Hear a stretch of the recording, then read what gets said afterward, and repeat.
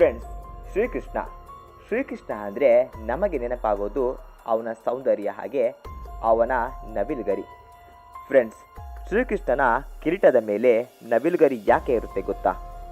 ಇವತ್ತಿನ ಈ ವಿಡಿಯೋದಲ್ಲಿ ನಾನು ನಿಮಗೆ ಶ್ರೀಕೃಷ್ಣನ ನವಿಲುಗರಿಯ ಬಗ್ಗೆ ಒಂದೆರಡು ವಿಚಾರವನ್ನು ತಿಳಿಸಲಿದ್ದೇನೆ.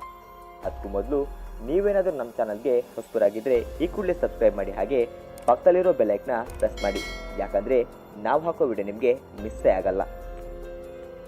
ಫ್ರೆಂಡ್ಸ್, ಶ್ರೀಕೃಷ್ಣ ತನ್ನ ತಲೆಯ ಮೇಲೆ ನವಿಲುಗರಿ ಧರಿಸಲು ಕೆಲವು ಕಾರಣಗಳಿವೆ.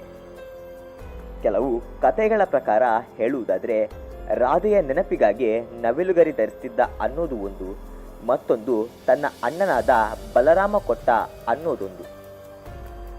ಇನ್ನು ಭಾಗವತ ಪುರಾಣದ ಪ್ರಕಾರ ಒಮ್ಮೆ ಬೃಂದಾವನದಲ್ಲಿ ಶ್ರೀಕೃಷ್ಣ ತಮ್ಮ ಹಸುಗಳನ್ನು ವಾಪಸ್ಸು ಕರೆಯಲು ಕೊಳಲನ್ನು ಊದುವ ಸಂದರ್ಭದಲ್ಲಿ ನವಿಲುಗಳು ಶ್ರೀಕೃಷ್ಣನ ಕೊಳಲಿನ ನಾದಕ್ಕೆ ಮನಸೋತು ಗುರುದಕ್ಷಿಣೆಯಾಗಿ ಶ್ರೀಕೃಷ್ಣನಿಗೆ ನವಿಲುಗರಿಯನ್ನು ತನ್ನ ತಲೆಯ ಮೇಲೆ ಧರಿಸಿಕೊಳ್ಳುವಂತೆ ಹೇಳಿಕೊಳ್ಳುತ್ತಂತೆ.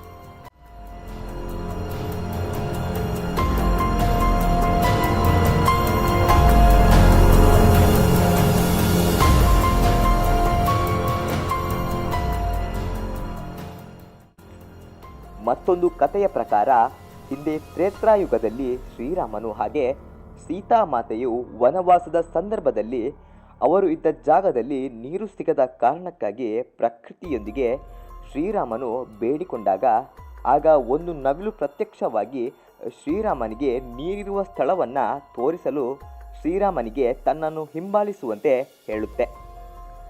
ನವಿಲಿನ ವೇಗಕ್ಕೆ ಶ್ರೀರಾಮನು ಹೆಜ್ಜೆ ಹಾಕಲು ಸಾಧ್ಯವಾಗದೇ ಇದ್ದಾಗ ಆ ನವಿಲು ಹೋದ ಜಾಗದಲ್ಲಿ ಒಂದೊಂದು ಗರಿಯನ್ನ ಉದುರಿಸುತ್ತಾ ಹೋಗುತ್ತೆ.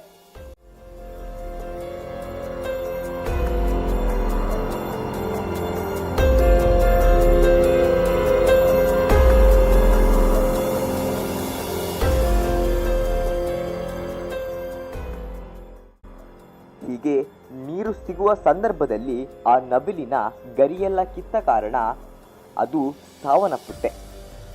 ಶ್ರೀರಾಮನ ಸೇವೆಯನ್ನ ಮಾಡುತ್ತಾ ತನ್ನ ಜೀವವನ್ನೇ ತೊರೆದಿರುತ್ತೆ. ಇದರಿಂದ ಶ್ರೀರಾಮನು ಭಾವುಕನಾಗಿ ತನ್ನ ಮುಂದಿನ ಶ್ರೀಕೃಷ್ಣನ ಅವತಾರದಲ್ಲಿ ತ್ರೇತಾಯುಗದಲ್ಲಿ ನವಿಲಿಗೆ ನೀಡಿದ ಮಾತಿನಂತೆ ದ್ವಾಪರ ಯುಗದಲ್ಲಿ ನವಿಲಿನ ಗರಿಯನ್ನ ತನ್ನ ತಲೆಯಲ್ಲಿ ಧರಿಸ್ತಾರೆ.